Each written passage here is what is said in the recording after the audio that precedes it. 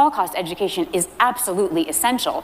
But I think it may be confusing some of our young people about anti-Semitism because they learn about big, strong Nazis hurting weak, emaciated Jews. And they think, oh, anti-Semitism is like anti-black racism, right? Powerful white people against powerless black people. So when on TikTok all day long they see powerful Israelis hurting weak, skinny Palestinians, it's not surprising that they think, oh, I know, the lesson of the Holocaust is you fight Israel. You fight the big, powerful people hurting the weak people. Bro, that's bar for bar what I have talked about, except I think it's good to do Holocaust education and also learn those lessons. She thinks it's bad. Former Obama speechwriter Sarah Hurwitz laments to Jewish Federation that people are finding content from Al Jazeera and Nick Fuentes on social media and seeing the videos of the carnage in Gaza. And she basically says something that I've been saying for the longest time. This is something that I've brought up quite a bit. But the difference is, for her, it's basically saying the quiet part out loud. Because, like, you know what my perspective on Israel-Palestine is. You know what my perspective on Gaza is. Let's take a look. Since October 7th, but really before then, there have been huge shifts in America on how people think about Jews and Israel. And I think that is especially true of young people. So we are now wrestling with a new, I think, generational divide here. And I think that's particularly true in that social media is now our source of media. And this, it used to be that the media you got in America was American media, and it was pretty mainstream. It generally didn't express extreme anti-Israel views. You had to go to a pretty weird bookstore to find global media and fringe media. But today, we have social media, which is a global medium, right? Its algorithms are shaped by billions of people worldwide who don't really love Jews. And so while in the 1990s, a young person probably wasn't going to find Al Jazeera or someone like Nick Fuentes, today those media outlets find them. They find them on their phones. It's also this increasingly post-literate media. First of all, aside from the fact that she said it's like weird bookstores or whatever, like what she's saying is not wrong, right? The energy that she's putting to it is obviously negative, but what she's saying is correct. The pro-Israel narrative was dominant in mainstream discourse. However, nowadays with the democratization of the media, with the invention of social media and information that you can find easily online, especially with the algorithm. No, I don't think Al Jazeera hates Jews, chatters. Of course not. But the point is, what she's saying is true as far as how much the outlets, how many new outlets there exists, right? And how much that has factored into discourse shifting on Israel. That part is correct. She's basically saying the correct thing, but has the exact opposite opinion that I do, with one exception. Nick Fuentes is anti-Semitic. She thinks foreign news is inherently expressing extreme views against Israel. Lamau just admitted the U.S. media runs cover for everything they do. Exactly. That's exactly what it is. As far as her saying, like, nowadays people are getting information, extreme information. Like, when she says extreme information about Israel, she's wrong. It's not extreme information. It's just true. It's just the correct information on Israel. She's obviously upset about it. But hold on. Let's continue. Yeah, Al Jazeera equals Fuentes is the crazy one. One is a Nazi. The other one's a respected international news outlet. Exactly. But from where she's standing, there is no difference between Al Jazeera and Nick Fuentes. And I assume there would not be a lot of difference between Al Jazeera and Nick Fuentes and someone like myself either. Less and less text, more and more videos. So you have TikTok just smashing our young people's brains all day long with video of carnage in Gaza.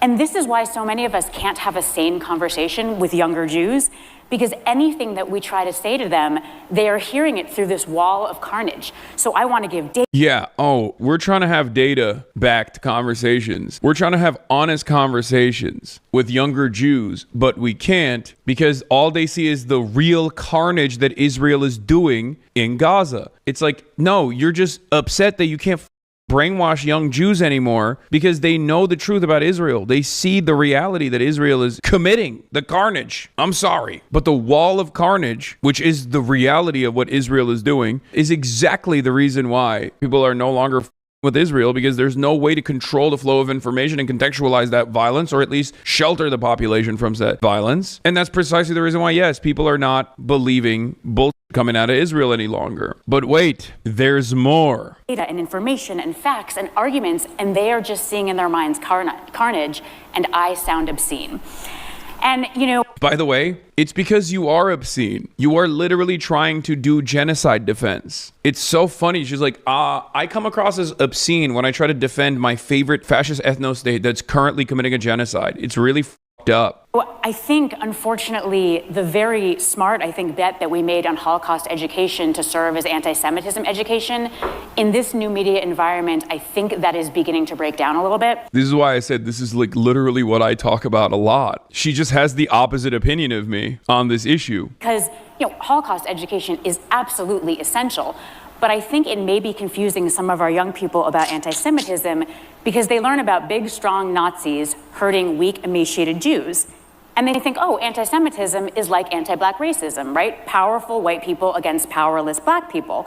So when on TikTok all day long they see powerful Israelis hurting weak, skinny Palestinians, it's not surprising that they think, oh, I know, the lesson of the Holocaust is you fight Israel. You fight the big, powerful people hurting the weak people. Bro, that's bar for bar what I have talked about, except I think it's good to do Holocaust education and also learn those lessons. She thinks it's bad. That's the difference between never again means never again for everyone versus never again means never again just for Jews. If your attitude is never again means never again just for Jews, what the did you think? Like, no, the Holocaust happened. It was a uniquely evil incident and it must never happen again, which is why we have to be as violent as we want to be in Israel. And you can't say a damn thing about it. That's the education, or that's the understanding that she has over this. Whereas, as I have explained over and over again, never again means never again for everybody. And of course,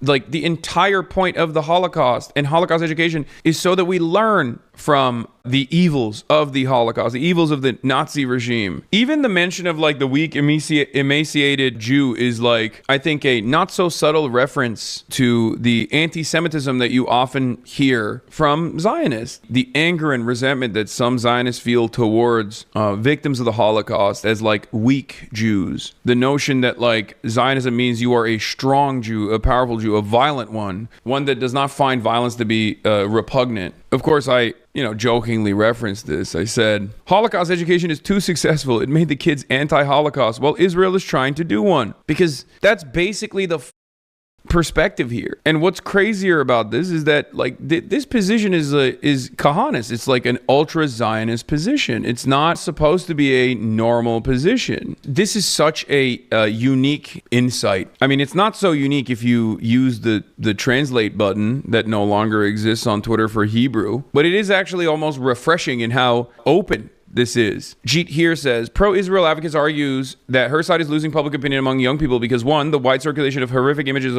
from Gaza, and 2, Holocaust education creating anti-racist worldview. This does not lead her to question her worldview. It's just crazy. It's crazy to just like openly state that the Holocaust education that we correctly tied to anti-Semitism was a brilliant move, except for when that Holocaust education also moved beyond just anti-Semitism and moved in the direction of teaching Americans about anti-black racism and teaching Westerners about the dynamic between the oppressed and the oppressor. And understandably, many people who weren't brainwashed early on and successfully into having a firm commitment of loyalty to the state of Israel looked at that, learned the right lessons, and realized that never again means never again for all. And then the lesson is that Israel is currently doing a genocide, and that is also unacceptable. This is also crazy because like she's supposed to be a progressive. She's a speechwriter for Obama.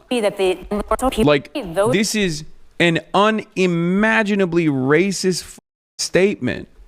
Because Zionism is a racist ideology. It's so crazy that this is a major contradiction in the minds of like otherwise quote unquote progressive people. This is a purely evil statement. Nobody reads it in the same way, or at least more and more people are starting to read it in the same way, but there's still tremendous amounts of pushback. What are we doing? What are we doing here? Like, you're Obama speechwriter. If you talk this way about the Klan versus black people, people would understand that you are a white supremacist. But when you talk about Israel versus Palestinians, people still have not reached a level of understanding that you are operating on the same exact supremacist, fascist belief system. Do you understand? You also don't really learn about Islamist anti-Semitism and Soviet anti-Zionism, which is so much of what I'm seeing, especially on campus with young people today. And I think that zooming back, I don't know why the chatter said give us her full quote, because this literally makes it worse. She then follows it up with all of the anti-Israel sentiment comes from Islamist anti-Semitism and Soviet anti-Zionism, which again, inherently white supremacist construct. Why? Because the Soviets are white. I assume she has like some kind of Eastern European heritage, Ashkenazi Jew, and therefore it's different. The Soviet anti-Zionism, still bad, just different than Islamist anti-Semitism. Like as though Muslims only oppose Israel because of some ancient anti-Semitic tendencies, and not because post-1948 Israel has been an incredibly violent entity in the region that was specifically designed as a settler colonial apparatus to destabilize the entire region and kill a ton of Palestinians, both Muslims and Christians alike. Allowing anti-Zionism into the convo, but only through a non-Arab lens. Yes. No, for sure. For sure. That is also by design, for the record. That is also deliberate. Make no mistake. It's so goddamn annoying. Crazy part of this is at 140 when she backhandedly argues against Holocaust education because it can lead people to sympathize with American black people and Palestinians. The reason why I find this to be illuminating is because I say this all the time. The reason why Americans are so knowledgeable, it all ties back to American foreign policy, okay? Israel played a formative role as a Cold War ally to the United States of America. It's played an incredibly important role throughout numerous different forms of American foreign policy, okay? And as a bulwark against socialism in the region when pan-Arabic nationalism was moving in the direction of offering sympathies and loyalties to the USSR with, anti-imperialist ideology, anti-colonialist ideology, Israel was still the very same destabilizing factor that it plays today. Israel also played a formative role in espionage in the region. It was a, forward operating base, an unsinkable aircraft carrier, yada, yada, yada. But because it was such a profoundly important aspect of American foreign policy at the time, and still is seen even in modernity as like a very important part of American foreign policy, which I think is changing a little bit as well, because it's like kind of outliving its usefulness, but that's a totally separate point. All of that importance is the reason why Zionist education was basically allowed on American soil and was as successful as it was on U.S. soil, because America looked at the situation and was like, no, it's great. It's great. You can have as much pro-Israel sympathies as you'd like. This is a very important ally. And the ways in which Zionist education was paired up with anti-Semitism education was also successful. This is why I say that as far as marginalized identities goes, especially in modern day when there is no systematic discrimination towards Jews in the United States of America, while there is racism, like anti-Semitism towards Jews, the persecution of Jews is not the same as it used to be historically, and it's certainly different than the persecution of black people, brown people at the systematic level in the United States of America. Anti-Semitism seemingly is the only type of bigotry that has no institutional permission whatsoever. It's the one type of bigotry that like you just cannot engage with, and that's part of the reason why Nick Fuentes and many other right-wingers who are anti-Semitic actually exhaust this contradiction and exhaust this hypocrisy to their own benefit. But the real reason for that is not because Jews are magical people with the power of hypnosis, or as Nick Fuentes says, organized Jewry. I am saying that the problem is organized Jewry. The real reason for that is because, like I described, the American government broadly considered Israel to be an important part of their foreign policy apparatus, and therefore all of this Zionist education was encouraged. Not just allowed, but encouraged, as the chatter also correctly pointed out. This way, Americans could also feel comfortable about this allegiance and sending hundreds of billions of dollars to this tiny state the size of New Jersey over the course of 80 years. That's also the reason why AIPAC does not get hit with a FARA restriction, doesn't have to register as a foreign agent. That's the same reason why there are not only lobbying initiatives, but also educational initiatives that play a formative role in changing people's consciousness or changing people's attitudes about Israel early on. And that's the reason why anti-Semitism, even if it's being cynically deployed against critics of Israel, or especially when it's deployed against critics of Israel cynically, is seen as the only type of bigotry that is not allowed, right? There's a bipartisan consensus on censorship and deplatforming, cancellations, whatever you want to call it, for critics of Israel. And here is former Obama speechwriter Sarah Hurwitz saying the quiet part out loud. The reason why the Holocaust education was so good, especially when tied against anti-Semitism education, was because we could have made a positive argument towards Israel and why Israel must exist and why Israel must be a violent country. But now people are looking at the Holocaust education and going, well, never again means never again for all, especially if it's not paired up with a